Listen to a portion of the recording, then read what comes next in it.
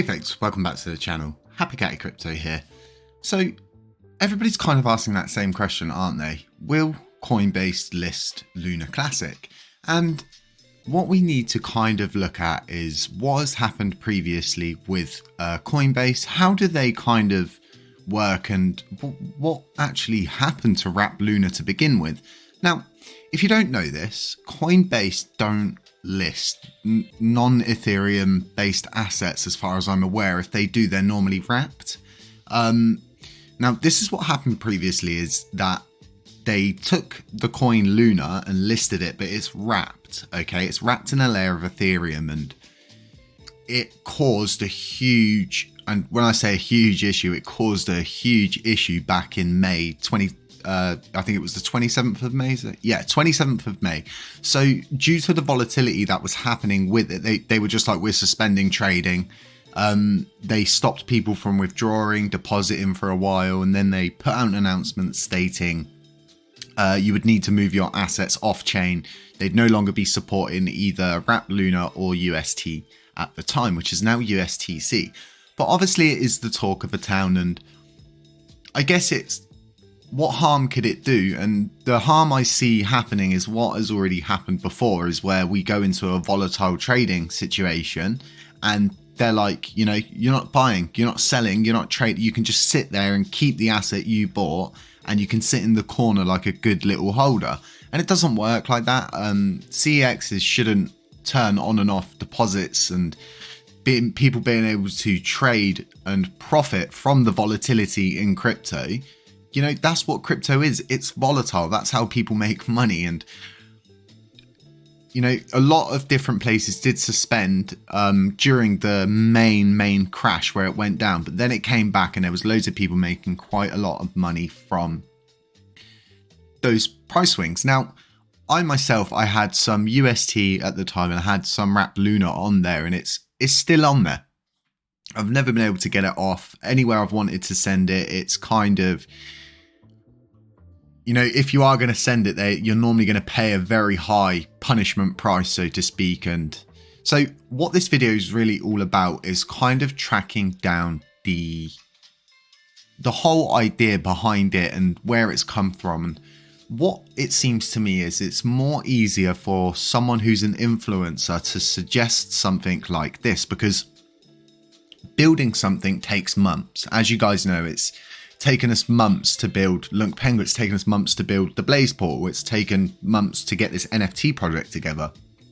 It's much easier for me to just chase exchanges and say, you know, come on, list this, and we get a pump and a dump situation, and, you know, everybody ends up just as angry as they were when they joined. But the more positive thing is if you really do a deep dive into Coinbase, you can actually find out how to buy Wrap Luna Classic. So, you know, I don't know how new this page is. I have run a few checks on it, and it's been updated recently, so I'm really confused as to why it's been updated like this, and they're actually calling it Wrap Luna Classic. And it's very peculiar because there are WLUNC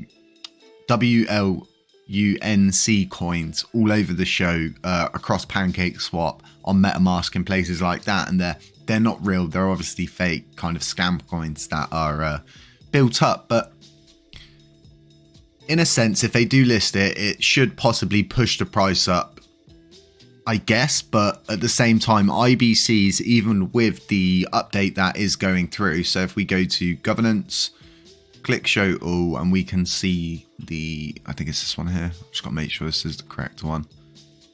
Okay, let's go backwards. So many that I can't wait for these proposals to go through, so then we've got the true ones. Here we go. Here's the real one. Oh. So as you can see, there is a client update for this actual proposal in hand, and it is a client update proposal. So in essence, once this goes through, the update will happen automatically.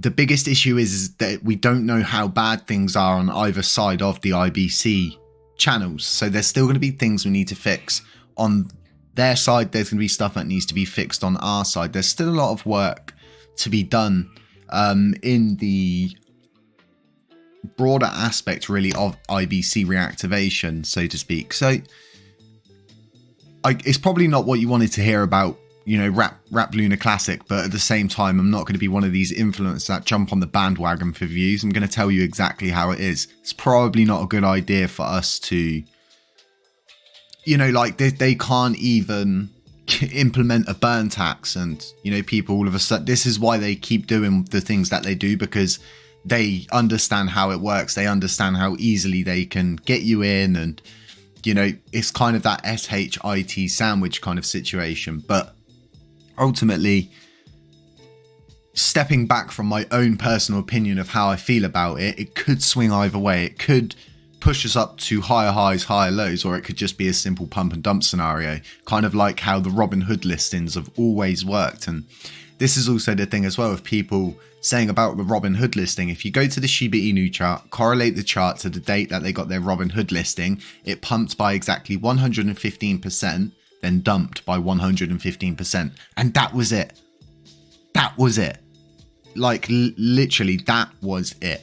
You know, if you grabbed it and you caught it at that bit and you sold out, you may have made a good bit of money, but at the same time, it wasn't permanent, if you catch my drift. So what really is going to push us to higher highs and higher lows for the future is use case, utilities, figuring out how to get USTC back to where it was. And I know there was this mention, CFI mentioned the one penny peg that you could do with USTC, but at the same time, you need to remember, how do we maintain that 1 penny peg? Is when you want to restore a peg, right? You just need to have enough collateral to pretty much do that.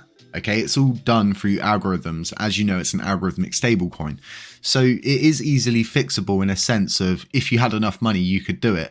But it's maintaining that peg, and that's what Luna did previously before the capitulation. It would help to maintain the USTC peg, even if it went above. Okay, then Luna was there to bring it back down. If it went below, Luna was there to bring it back up. And it was as simple as that. It had a mint to burn feature, as to which the supply never changed on either side. So if you removed 1 UST from the supply, you would therefore add 1 Luna to the supply. If you removed 1 Luna from the supply, you would then add 1 UST to the supply of UST, and you would never ever change. So when people say about, you know, we need to turn the mint to burn back on, yes, that would be really good, but in essence, it would, you know, we've got so many coins for the system to burn, it just wouldn't work correctly. They tried it last time, it hyperminted. They actually tried it twice, and it went into hyperminting twice. I think that's also been missed. But in essence, hopefully we get this kind of listing, we get listings everywhere else, and we get more eyes on it. And I guess that's kind of my broader aspect, and not looking at it from my own personal opinion, judging Coinbase on their history, is that it's positive movement for our overall movement in itself. It's another listing, even with it being wrapped. And, you know, just understand that all these YouTubers out there and all the people on Twitter saying, you know, oh, Coinbase list LUNC, it's going to be wrapped, and you can see right here in front of me on this screen, it's going to be wrapped. Leave a link to this in the description. None of this is financial advice. Do remember that, guys. Have a really nice evening, and I will catch you in the morning. Schlippity schloop.